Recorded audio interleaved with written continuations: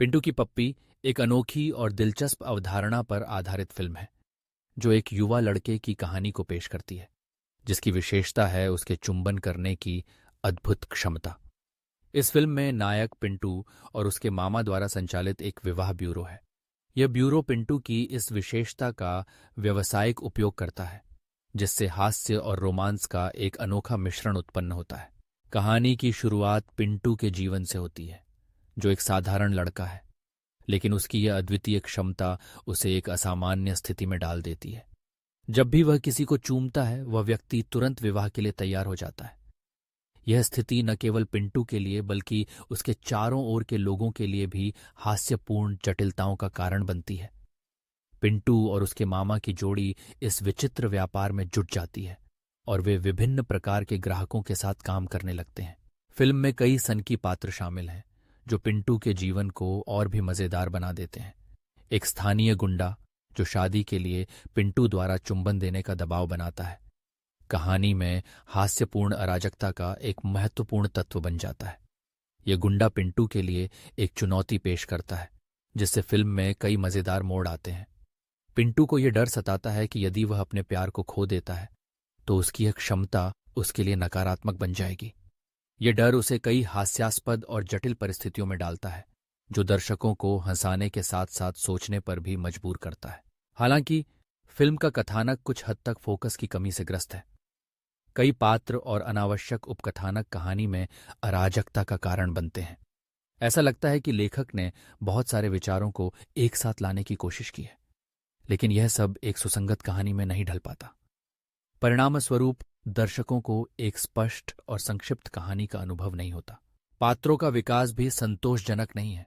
मुख्य अभिनेता जो पिंटू का किरदार निभा रहा है को ईमानदारी से चित्रित किया गया है, लेकिन उसके चारों ओर के पात्रों को गहराई से नहीं दिखाया गया है। गुंडे का किरदार प्रभावी ढंग से निभाया गया है, लेकिन अन्य पात्रों की कहानी में कोई विशेषता नहीं है। इससे यह महसूस होता है कि फिल्म में पात्रों का विकास अधूरा है, जो दर्शकों के लिए एक असंतोषजनक अनुभव उत्पन्न करता है। फिल्म का संगीत और पृष्ठभूमि स्कोर भी यादगार नहीं है। जबकि कुछ गाने मजेदार हैं, लेकिन वे कहानी के प्रवाह में बाधा डालते हैं। संगीत की कमी से फिल्म की भावनात्मक गहराई और हास्य दोनों में कमी आती है। यह एक ऐसा तत्व है जो फिल्म को और भी कमजोर बनाता है, क्योंकि संगीत का सही उपयोग किसी भी फिल्म के लिए महत्वपूर्ण होता है। कुल मिलाकर पिंटू की पप्पी एक दिलचस्प विचार पर आधारित है, लेकिन अपनी क्षमता का सही उपयोग नहीं कर पाती है। यह फिल्म हल्की फुल्की कॉमेडी की तलाश करने वालों के लिए उपयुक्त हो सकती है, लेकिन जो लोग बेहतर कथा और पात्रों के विकास की तलाश में हैं उनके लिए यह असंतोषजनक लगेगी। फिल्म में हास्य और अराजकता की कमी है और इसकी कहानी कमजोर है, जिससे यह दर्शकों को एक मिश्रित अनुभव देती है। पिंटू की यात्रा, उसकी चुनौतियां और उसके प्यार की खोज में जो हास्य उत्पन्न होता है वह एक दिलचस्प पहलू है, लेकिन यह पूरी तरह से विकसित नहीं हो पाता।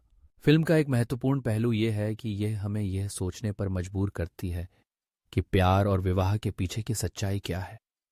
पिंटू की क्षमता एक मजेदार तत्व है, लेकिन क्या यह वास्तव में प्यार का प्रतीक है? क्या विवाह केवल एक चुंबन से तय होता है?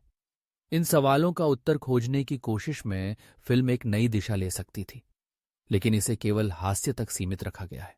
इस प्रकार पिंटू की पप्पी एक मनोरंजक फिल्म हो सकती है, लेकिन यह अपने विचारों और पात्रों को सही ढंग से प्रस्तुत करने में असफल रहती है। इसकी कहानी में गहराई की कमी है और यह एक साधारण कॉमेडी के रूप में ही रह जाती है। अगर फिल्म में कुछ महत्वपूर्ण बदलाव किए जाते तो यह निश्चित रूप से एक यादगार अनुभव बन सकती थी।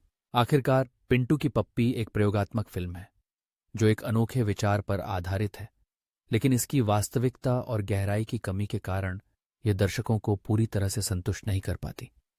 यह एक ऐसा अनुभव है जो कुछ दर्शकों के लिए मनोरंजक हो सकता है, लेकिन अधिकतर लोगों के लिए यह केवल एक हल्की फुल्की कॉमेडी के रूप में ही रह जाएगी।